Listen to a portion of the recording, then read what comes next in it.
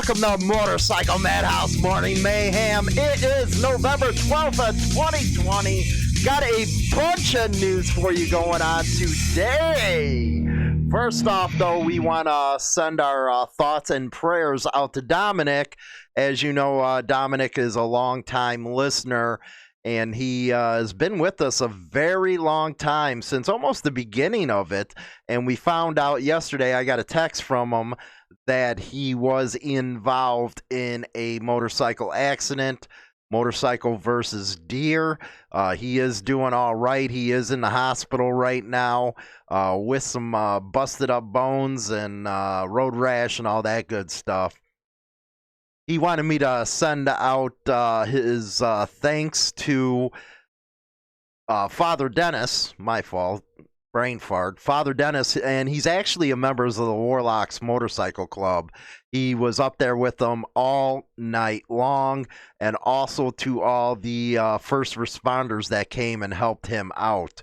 I'm so glad that he's doing good, because usually with deer versus motorcycle, it does not come out good.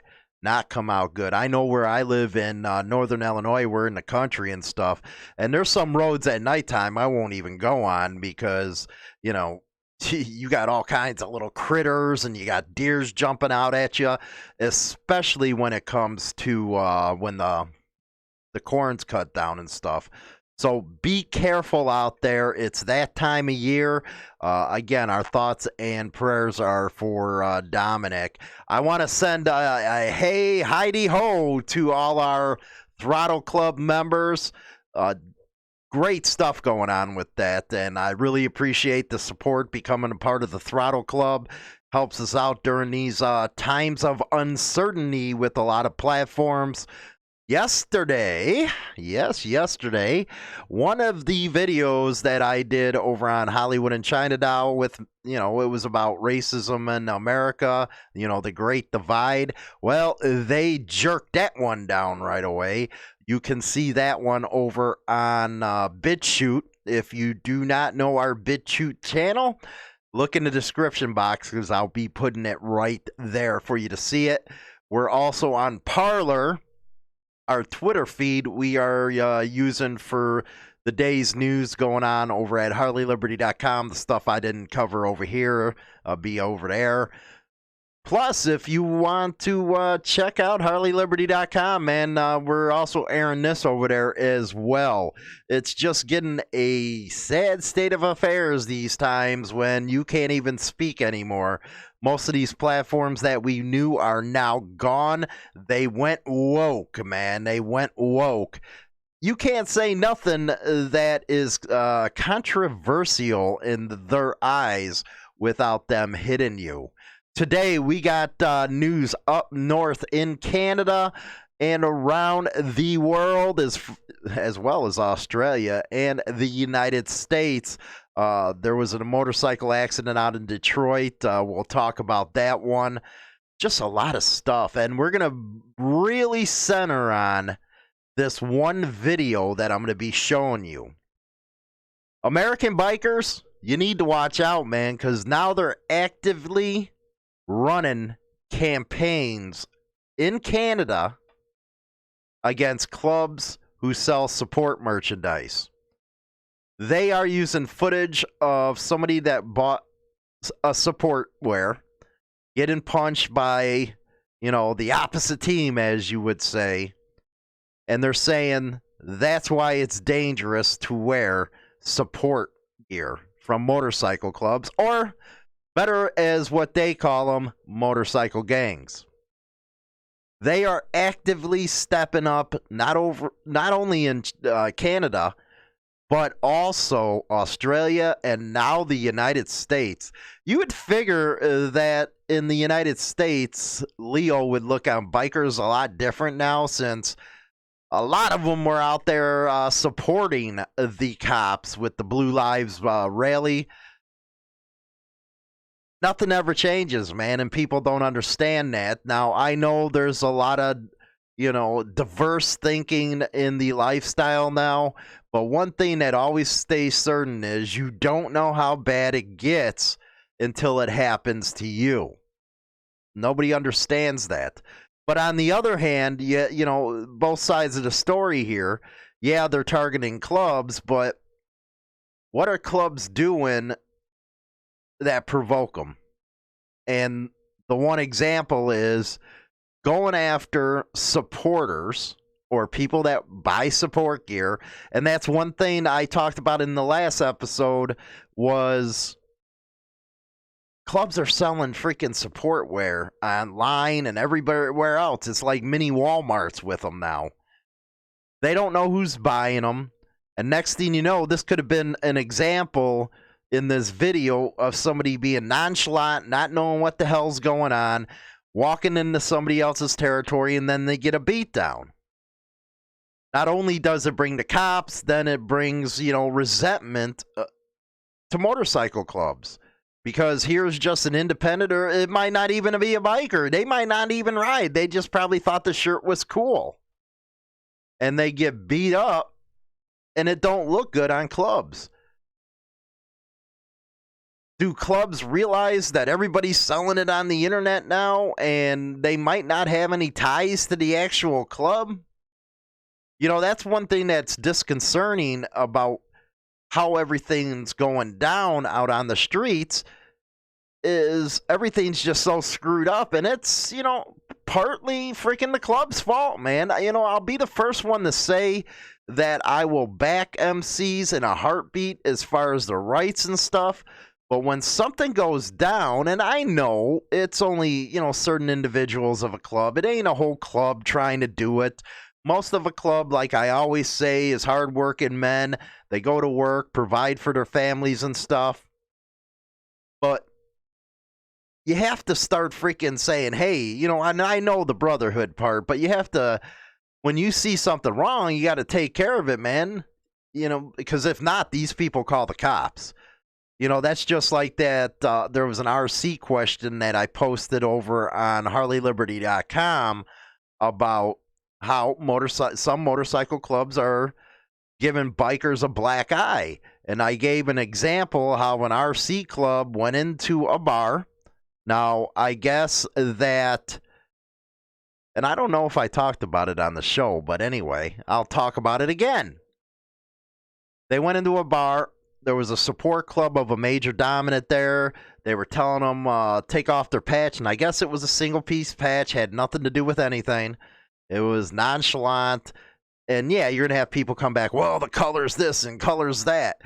Well, if you're going to go on that kick, man, then how do you go against the argument of motorcycle gangs being used? How do you go against that if you're throwing that color stuff out there? Street gangs are doing that crap, man. So are you trying to equate that? You know, that's just out to some of the people who are bringing that up.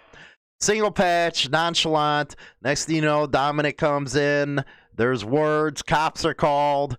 Is it really worth going to freaking jail, man? There's been a lot of talk on the internet and a lot of YouTube channels as well as other platforms about patch policing. I just don't think it's worth it. I don't.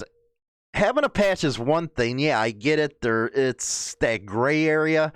But when you start going after supporters or people that are wearing support gear from a club that you don't like, I hate to say it. I really do. I hate to say it.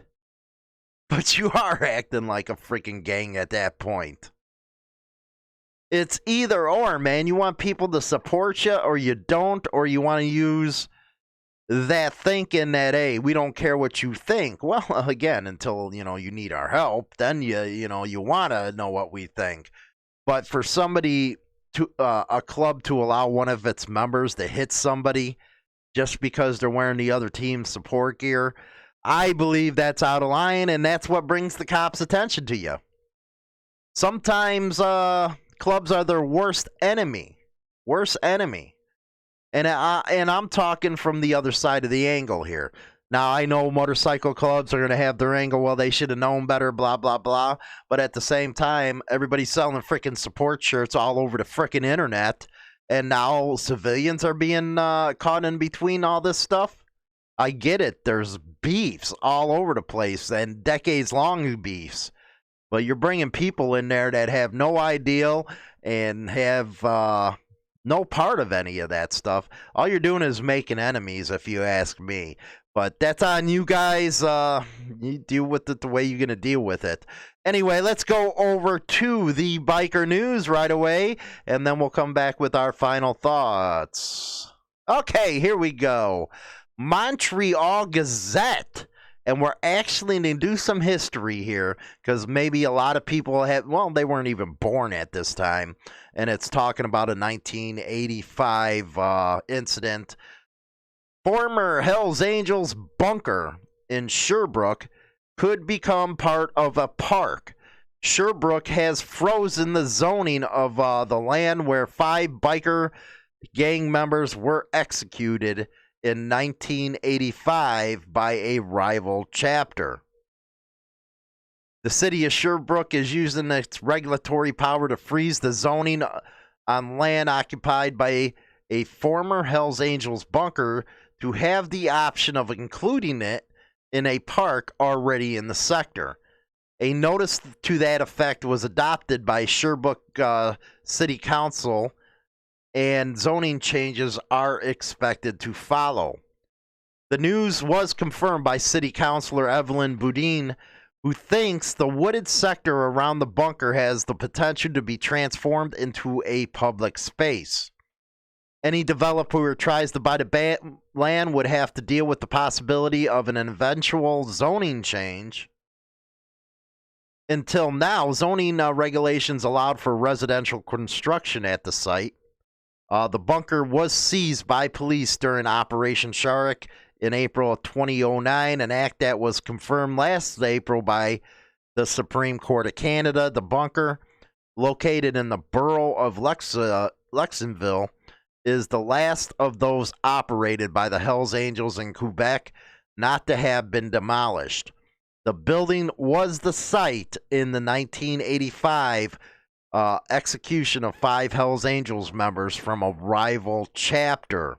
Now, those that don't know the history of this stuff, I'm going to read you an article again from Montreal Gazette so you can get what happened back in 85. It was a real tough time back in the 80s. A lot of people think it's bad now. No, it ain't bad now until you get it. The 80s and 90s were the worst. When news emerged about what happened on March 24th, 1985, inside the Hells Angel bunker on a wooded hill in the town next to Sherbrooke, woke up to what the biker gang was capable of in this province. This by Paul Cherry, and this was written in March 24th, 2015. 30 years, and that's from the date of 2015. 30 years ago, the Hells Angels summoned 5 of their members to a quiet town in the eastern townships where they were slaughtered in one of the most notorious crimes committed in Quebec. And then it was in 2001 where when the Banditos flipped up there and they were all massacred too.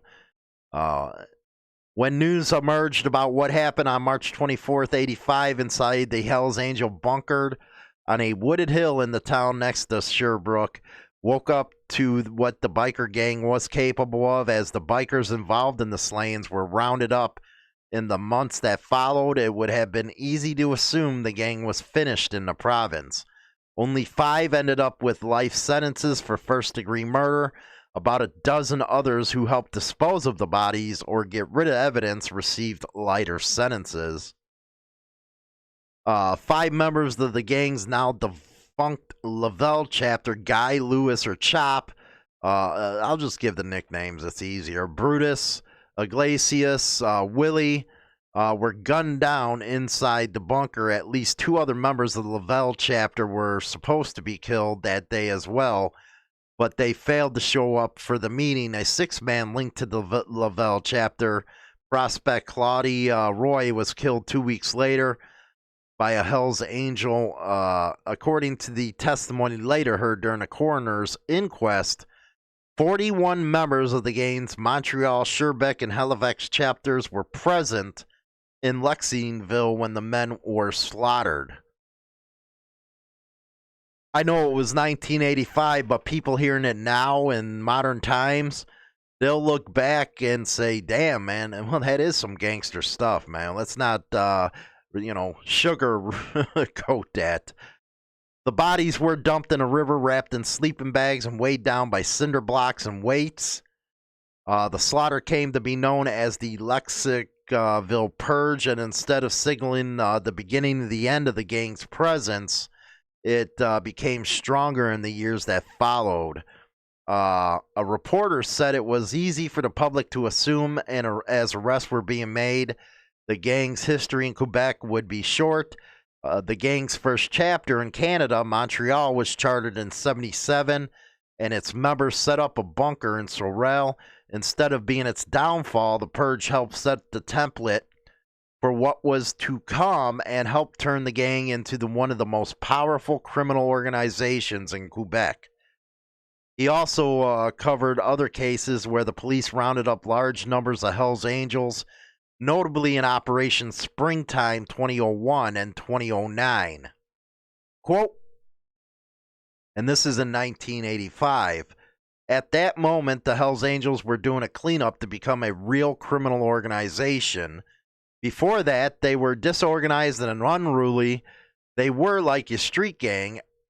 After 1982, they really started to organize themselves. The cleanup came in 85.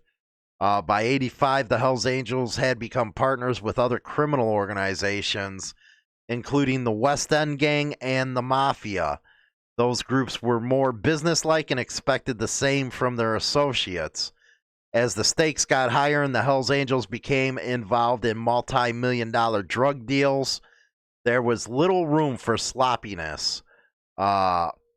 Sadelit, who is retired, said he was the first reporter to do a story explaining the motive behind the purge.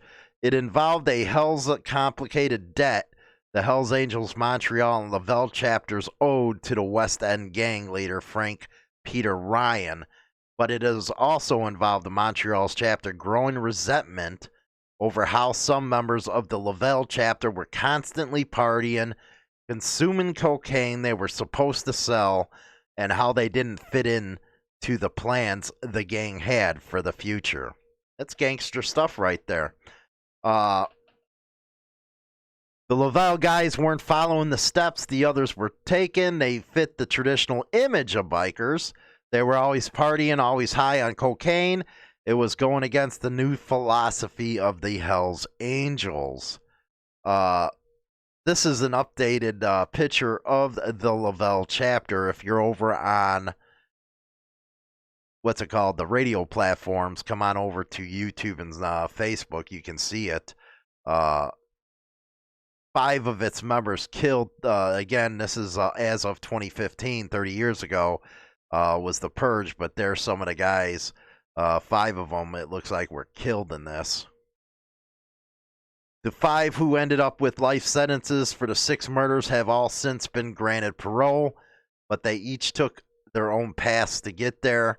But this is a little background on that massacre that happened. It's no joke. Now, let's go to this video I was talking about here. It's starting off by saying the following footage is of a biker rally where a person wearing support gear of an outlaw motorcycle gang. And it's giving close-ups right now of members of the Outlaws, and then it's doing Red Devils, Hells Angels. And this is from the Ontario Provincial Police.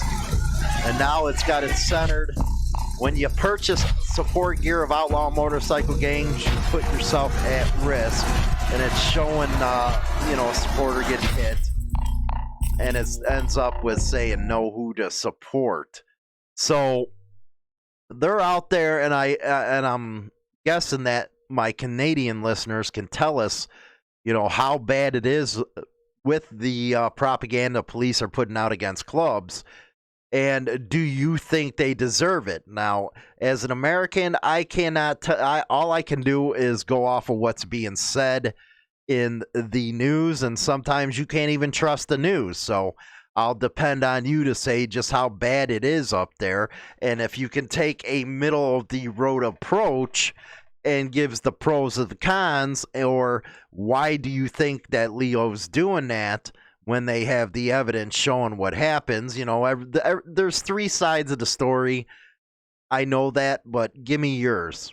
Now, let's go over to the Victor Harbor Times for a good one.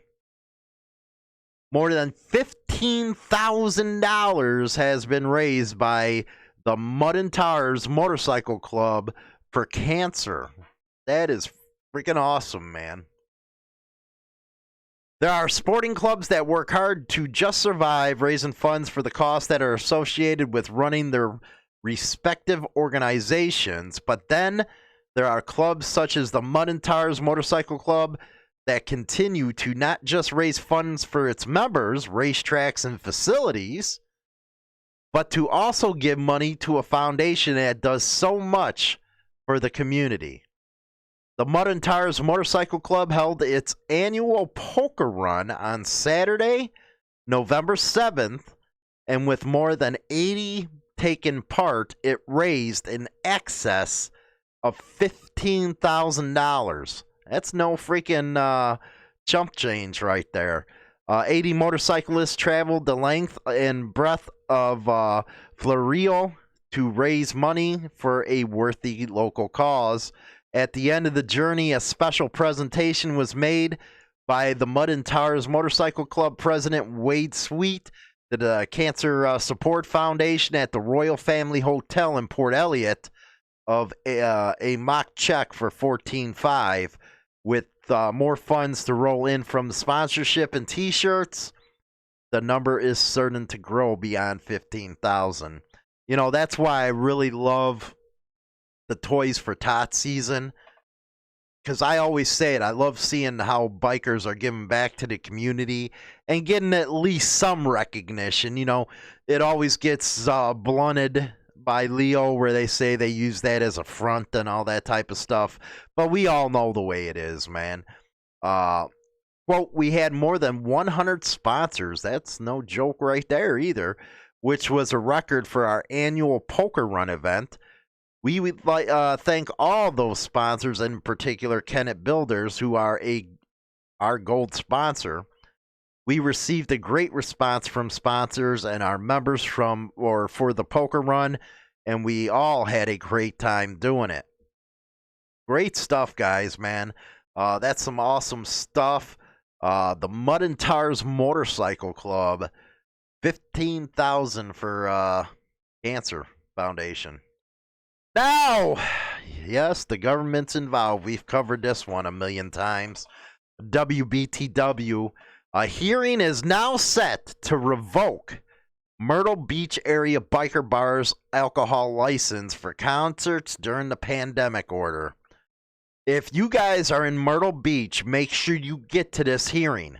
Enough is enough.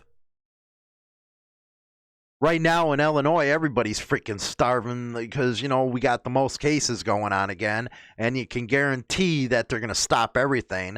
I know in Wisconsin, he's got a stay-at-home plea, but it'll turn into an order. And if Biden gets in, you're looking at national mask mandates and stuff. Man. Myrtle's Inlet, a popular biker bar in the Myrtle Beach area, now has a court date for its battle to keep a state liquor license. In the meantime, Suck, Bang, and Blow is operating as normal while remaining compliant with all guidelines. A hearing has been set with the SC Administrative Law Court in Columbia on February 10th. Again, February 10th. When the South Carolina Department of Revenue will try to permanently revoke the bar's alcohol license. So basically put a small business out of business and all the employees out of work. You know what? That's why people can't stand when the government gets involved in crap. I don't even, you know what? That liquor license stuff, all it is a racket. SCDOR has the authority to suspend or revoke licenses of businesses that knowingly permit criminal acts or acts that constitute a public nuisance. How is it a criminal act when the legislature didn't make it a law? Just because the governor says so? You know, I really wish that the public would understand how the government operates, the different branches of the government, all that stuff. Let's see here. The agency determined the bar repeatedly operated in violation of the executive order during the pandemic, and that constitutes a public nuisance. So, operating a business, giving people jobs to have a livelihood is a public nuisance. Documents obtained by News 13, they claim Suck Bang Blow operated in violation of executive order. Executive order. During Myrtle Beach bike rally. They show between the time of the 27th and the 2nd, when the executive order was rescinded, the bar advertised about 40 live music events. They specifically mention a Bone Thugs and Harmony concert on the 18th. On the 18th, closed non-essential businesses and classified concert venues, adult entertainment, and nightclubs as non-essential. But here in Illinois and others, weed was an essential business, dispensaries. You figure. I know South Carolina don't have that, but it's what they think is essential, right? Man, unreal. Back over to Australia. Another 3 people have been charged with attempted murder after a bikie was allegedly shot in the act of revenge in Melbourne's northeast. Now, I believe this is, it has to do with the Mongols. The 2 men, aged 28 and 29 and 30-year-old woman, have been charged with a raft of offenses, including attempted murder, over their alleged involvement in last year's shooting of Rocco Kura. The Mongols bikie, then 31, was allegedly shot 4 times in the head and chest while sitting in a parked car in residential Bulling Street on August. He survived after one of the bullets from his brain was removed during emergency surgery. Echo Task Force detective charged 11 people over the shooting, including 2 men aged 24 and 26, accused of opening fire on Mr. Kura. At a bail hearing for the 26-year-old in April, the Melbourne Magistrates Court was told the shooting was allegedly an act of retribution by Finks. It followed an incident at Fountain Gate Bar in July where a man wearing a Mongols gang jumper damaged a television. On Tuesdays, officer raided properties. Then it goes in, rest of the stuff. But that's, again, out of Australia. Sad state of affairs. I don't care what you work for. 2 women motorcyclists were involved in a serious crash in Detroit, killing one of them. The other is in a hospital in critical condition.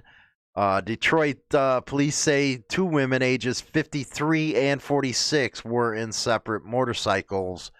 A motorcyclist dies in a violent crash early this morning on Detroit's west side. And right now, a second motorcyclist involved is fighting for her life. Detroit police have the driver responsible in custody. Fox 2's Ingrid Kelly with more. A broken glass, skid marks, the scene of a tragedy on Schaefer in Detroit. This is where it happened, and I gotta soak it in that she's really gone. This man had to see the scene in person. He does not want to be identified, but tells Fox 2 his stepmother, Verlinda Winston, was killed here as she was riding her motorcycle on Schaefer just before 1 a.m. Tuesday morning. I'm devastated. Heart is broken, man. Verlinda worked as a probation officer, but had discovered a passion for motorcycles. She got into that a couple years ago. Joined a bike club. Something she really was into. They loved her over there. Verlinda and another woman operating a separate motorcycle were hit by a 25-year-old man driving a silver Chevy Impala.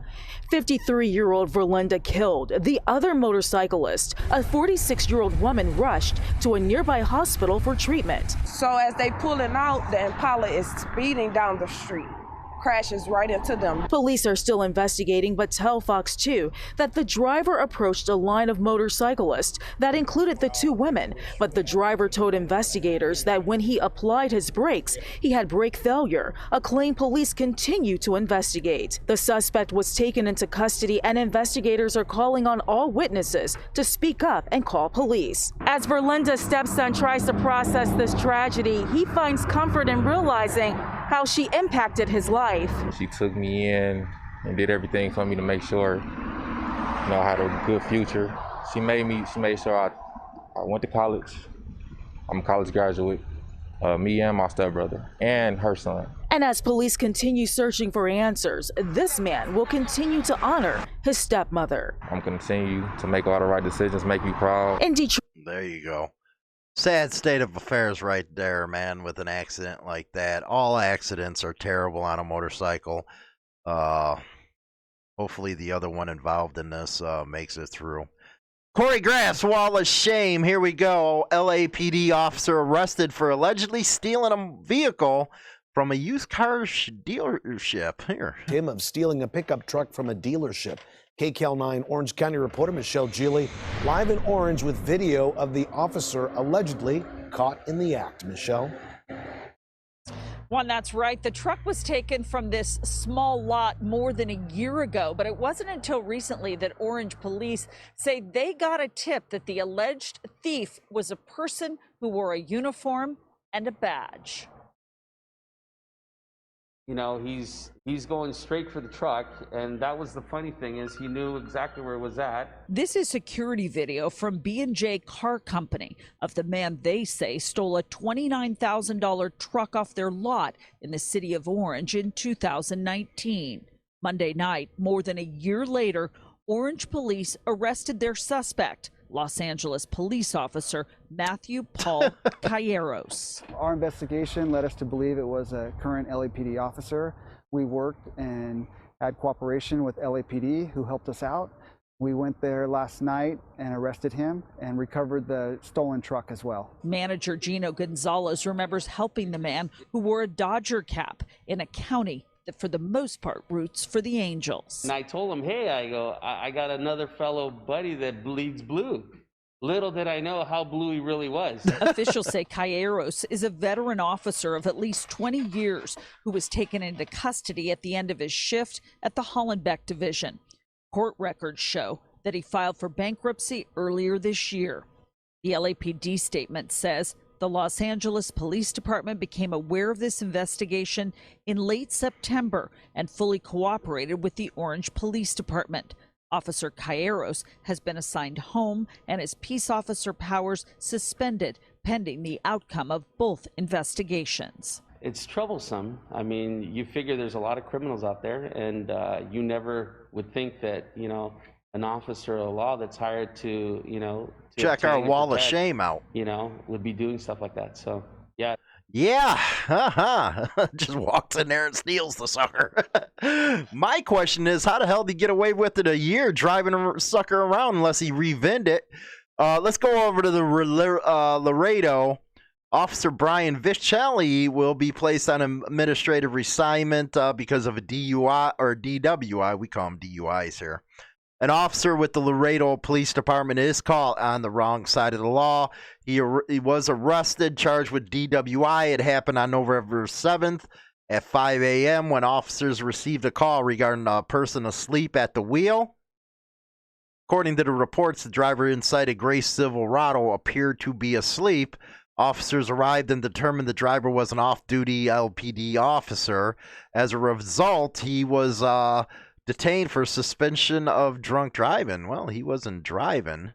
He was sleeping it off. That could be a freaking defense right there.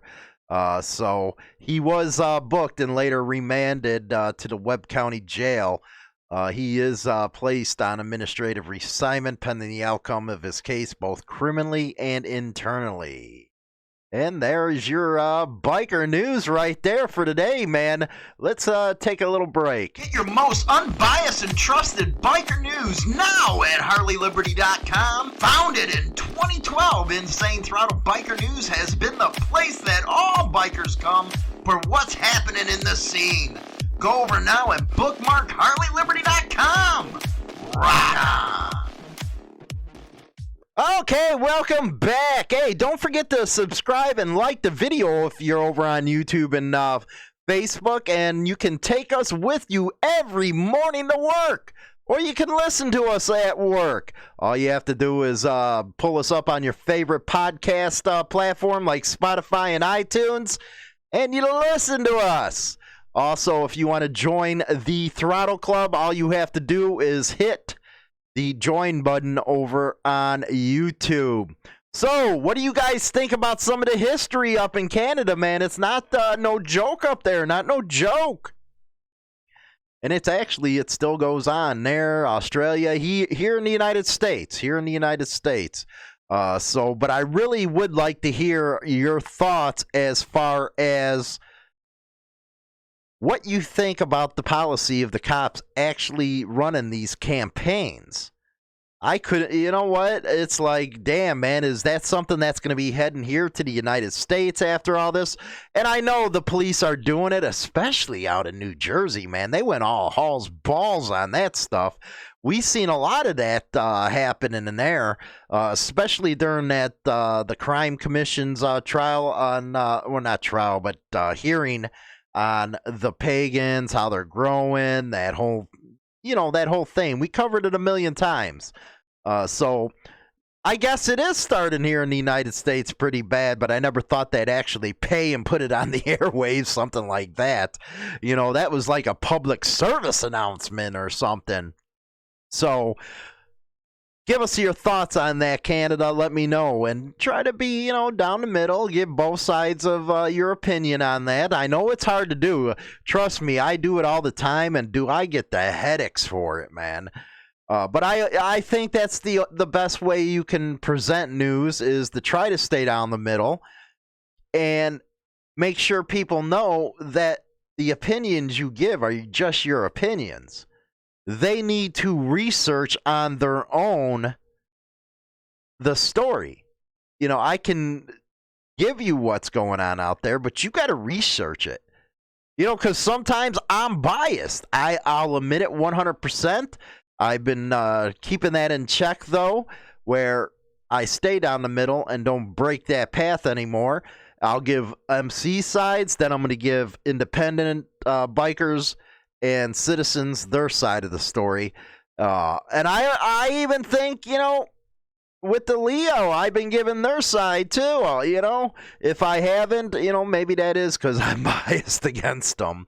But let me know what you guys think about it. It's all being handled right now on the show. And that's a lot of stuff that the Throttle Club is going to be talking about, is how things are handled on the news, what can be better, get fans and subscribers freaking input to try to make the show better, because we're all in this together. This ain't just, I'm a guy at the mic on a radio show, but it takes everybody to make things a lot better, especially when it comes, like I said, you don't know what profiling is until you get hit with it. But we want that to stop. So we all got to come and say, okay, what is the problem? Why police are stopping everybody all the time? Why are they violating our rights? Why are they violating our rights to free association? That whole 9 yards. It takes a big discussion and for parties to actually accept responsibility and to stop it once they know what's wrong, for everything to change. You can have independents doing their best, like ABATE and Motorcycle Rights Foundation, the American Motorcycle Association, doing their best. But if the clubs ain't doing their part, then it's kind of a wash. You got all that work out there with these biker rights organizations, and it's getting pushed down the road because of a few people, and the club's not taking care of that problem. And it makes everybody look bad. So next thing you know, you got HOG members, you got ABATE members being profiled, being pulled over. one good thing about that is they get to understand what profiling is. I remember doing that one story where, I think it was a doctor or something. He got profiled just because he was riding a motorcycle or something, he said.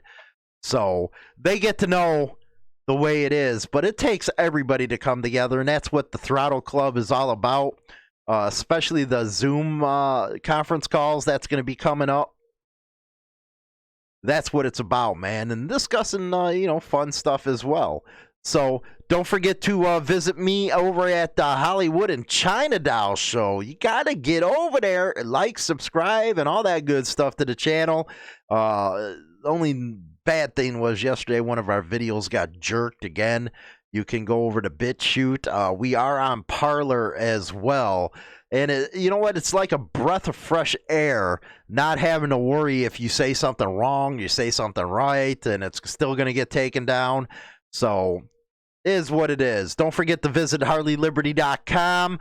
Really appreciate all the support. I'll see you on the next segment.